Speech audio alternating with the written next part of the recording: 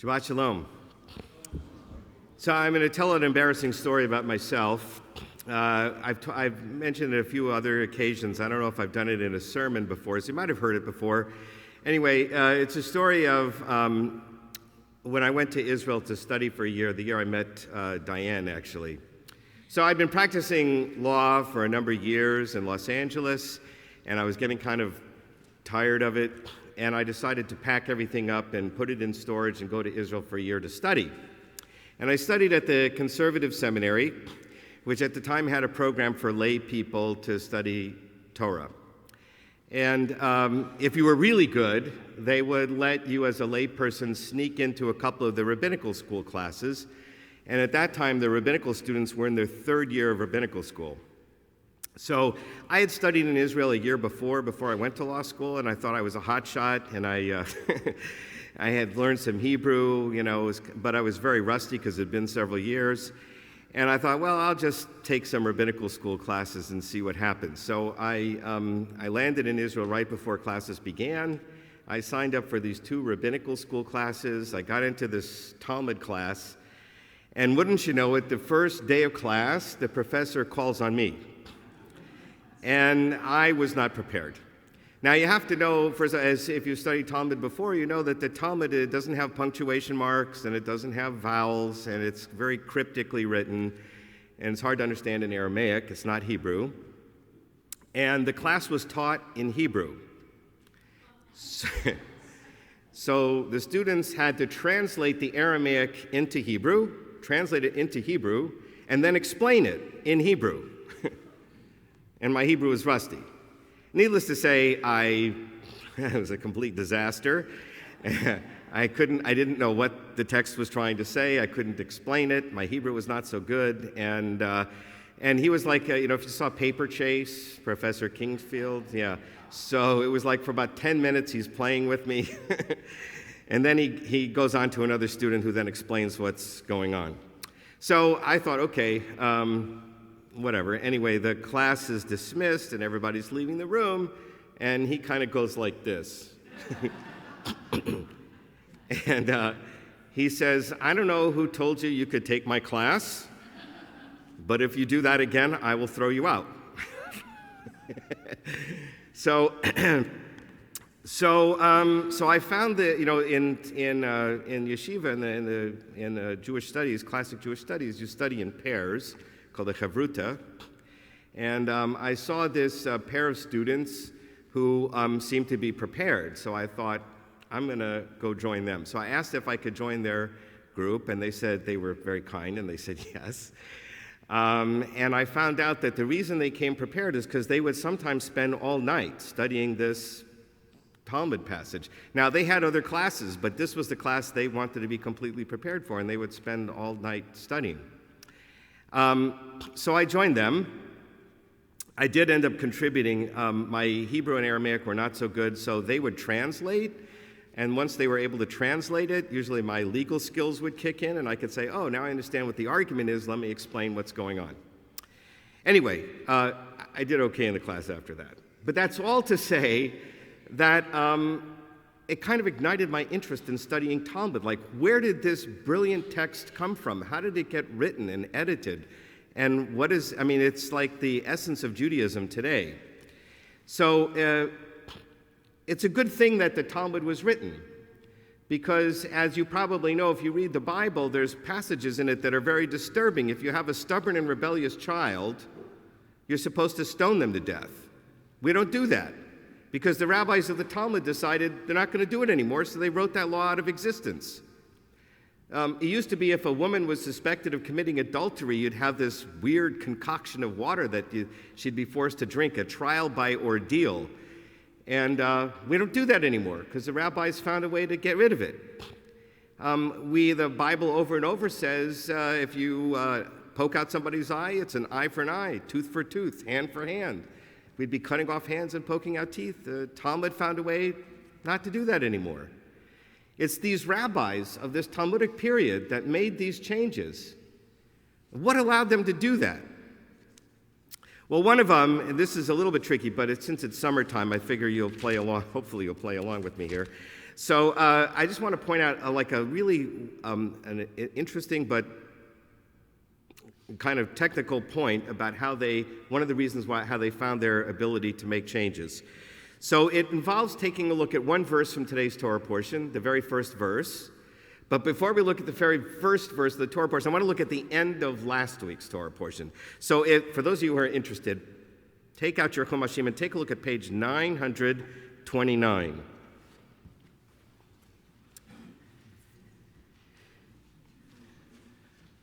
And on 929, chapter 28 begins, "The Lord spoke to Moses, saying, 'Command the Israelite people and say to them.'"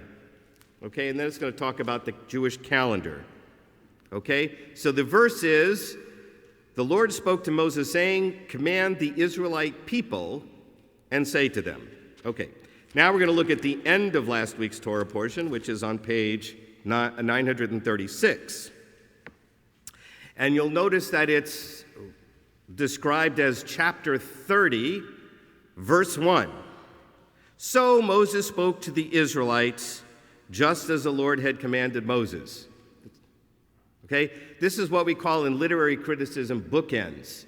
It begins by saying, God spoke to Moses saying, "Speak to the Israelites," and it concludes by saying, that's what God spoke to Moses to say to the Israelites, right? And what comes in the middle is the calendar, right? So that's a unit. But what's weird is the end of that unit is chapter 30, verse 1. And the reason for that is that we didn't do the chapters and verses. That's a Christian scholar thing later. So they're the ones who divided the book up into chapters and verses. This is not how we would divide it. It doesn't make any sense to divide it this way. And the proof of that is, take a look at the very last line there on 936. There's a little pei.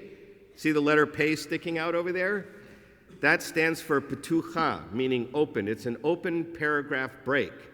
The Torah scrolls, the scribes have preserved precise copying of the text of the Torah, including where to break the paragraphs.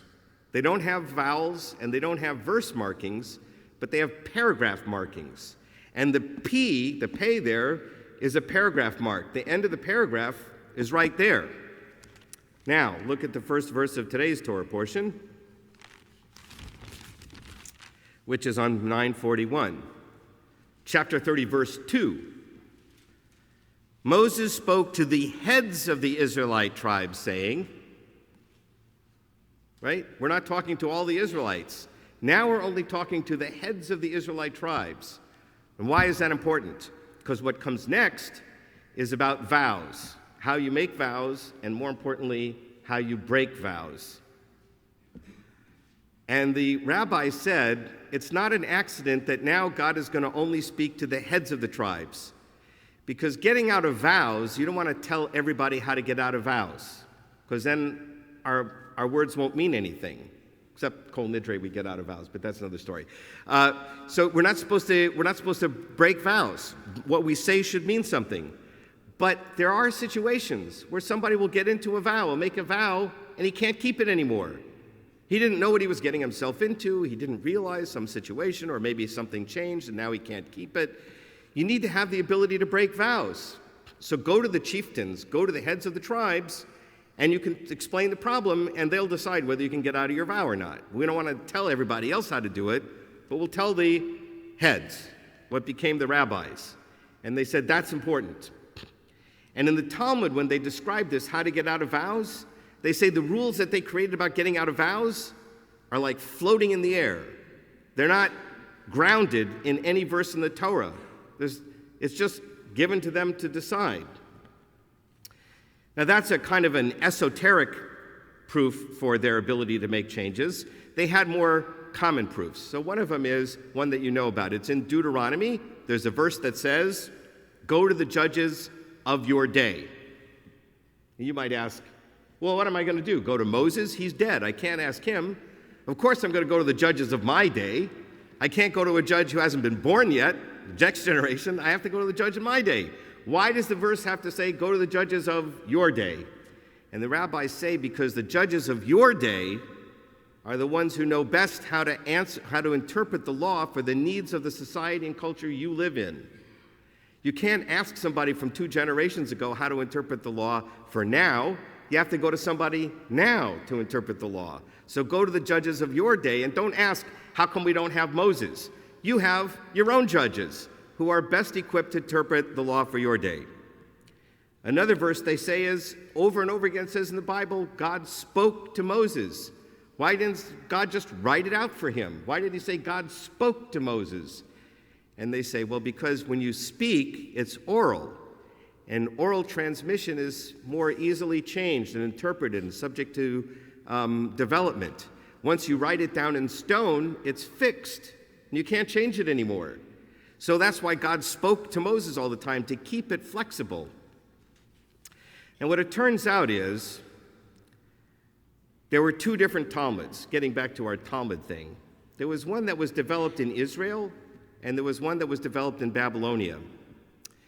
And the one that developed in Israel was finished about 100 years earlier, and they used to say it's not so well edited, but it also comes to conclusions. It usually tries to tell you what the law is. But the one in Babylonia seems to like to argue and argue and argue and not come to conclusions. And the Babylonian Talmud is the Talmud that we end up studying. And I would say that that was a miracle. And thank God that's what became Judaism. Because the point of not coming to a conclusion is it continues to allow for the development and change of law that we needed so that a law that was developed 1,500 years ago can still be relevant for Jews today. Because we have all these different ways of looking at something, and there are multiple options, multiple ways of looking at it. It's also one of the key things that makes Judaism different. Most religions try to come to conclusions. Most religions try to tell you the absolute truth. This is what it is. Our religion relishes disputes. We love arguments. That's why there's so many Jewish lawyers. We also like to look at things many different ways. If you look at it this way, you get this truth. You look at it this way, you get that truth. We love that idea. That's because the Babylonian Talmud won in how we understand Judaism today. And thank God it did. And by the way, I think it was divinely inspired. That's what gave us our unique way of looking at the world, approaching life, approaching our tradition, and about adapting to the world today. And of course, our movement, that's what our movement continues to represent. Maintaining tradition, but being able to adapt to the circumstances that change in each generation. Shabbat Shalom.